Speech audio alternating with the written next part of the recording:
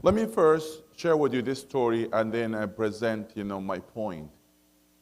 One time, a companion of the Prophet with the name of Nu'man ibn Bashir asked the Prophet ﷺ to be a witness.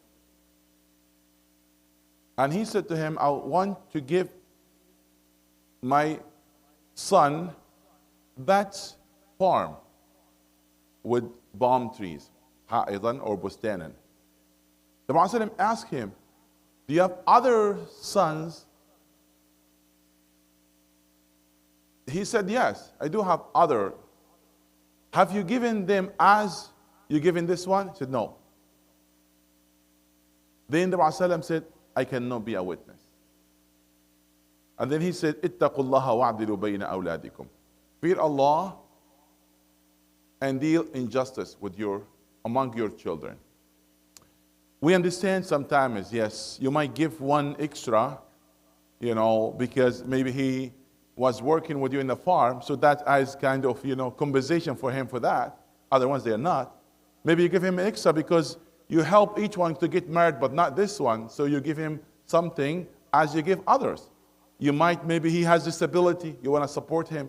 Different reasons. If you have your own reason, when you stand before Allah, Allah will ask you why you have given this one, not the other one. But this is not my point. My point, the Prophet said to him, I cannot be a witness. He didn't say to him, do not do it. If let's say now, he have done this. Is it valid or not? If he have given that son that farm, is it valid in terms of validity? It is valid. When a point that a son, he can accept it, and that will be, under his ownership, because somebody gave him something. It is valid as a contract. It is valid. So, there's no doubt about this. Like your father, your brother, somebody even you don't know, he gave you something. Like you can accept it, and that transaction, it is valid. But look at that. We have to differentiate between validity and morality. This is my point, my dear brothers and sisters. Many times we ask about validity. Is that job is valid? Is that action is correct?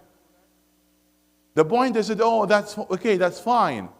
We do look at other aspects that related to morality. My dear brothers and sisters, this is a big topic.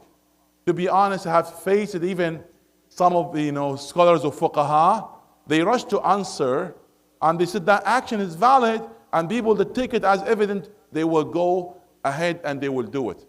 And they're not looking at the other point. I could give you multiple examples of that, and you will understand this. So, the point of this, next time when you ask, do not just ask about validity. Validity is a part of it. But you want to look at the whole picture, is that a moral action or not? Now, we know for marriage, for example, it's a must that the virgin lady has a wali. And he has to agree. Is that right? لا نكاح إلا بولي. And Allah said, فَانْكِحُوهُنَّ بِإِذْنِ أَهْلِهِنَّ. They marry them with the permission of their, family or their parent. فَانْكِحُوهُنَّ بِإِذْنِ أَهْلِهِنَّ.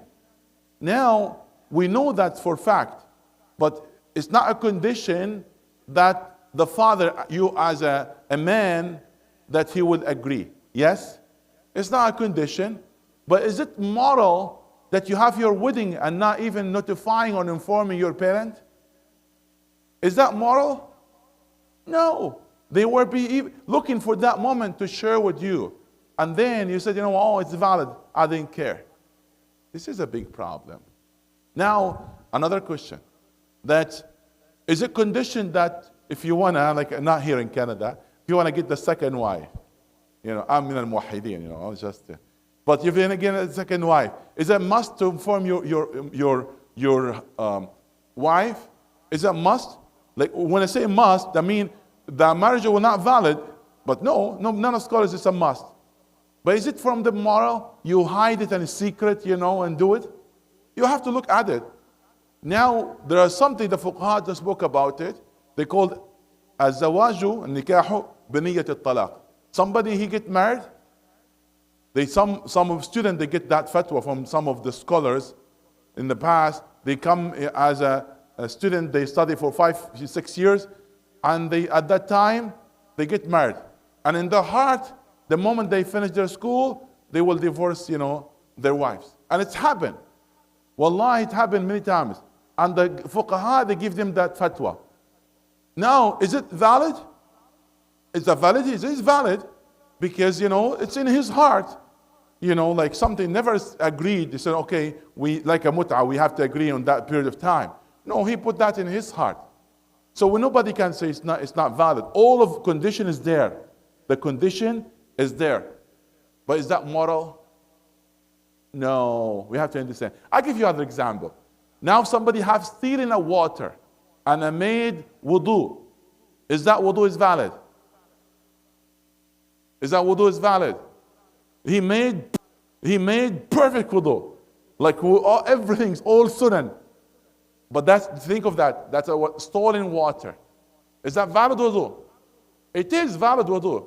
As looking at the fiqh as a point, as just, this description, 1, 2, 3, 4, all of the points is there. There is no reason that it's not valid. He has no discharge, has nothing, that make it invalid. But is that moral?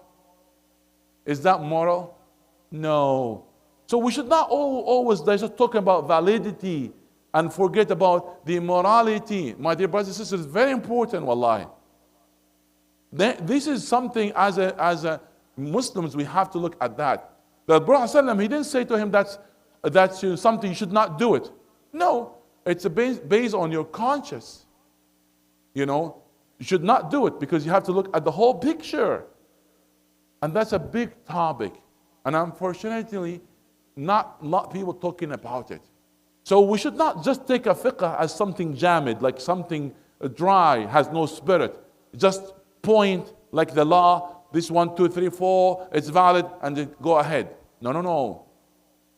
Many things are valid, having that validity 100%, but it's not act of morality.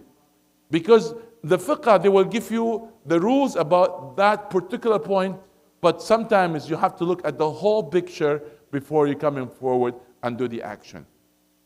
I hope with these some of the examples, that give some clarity in this point.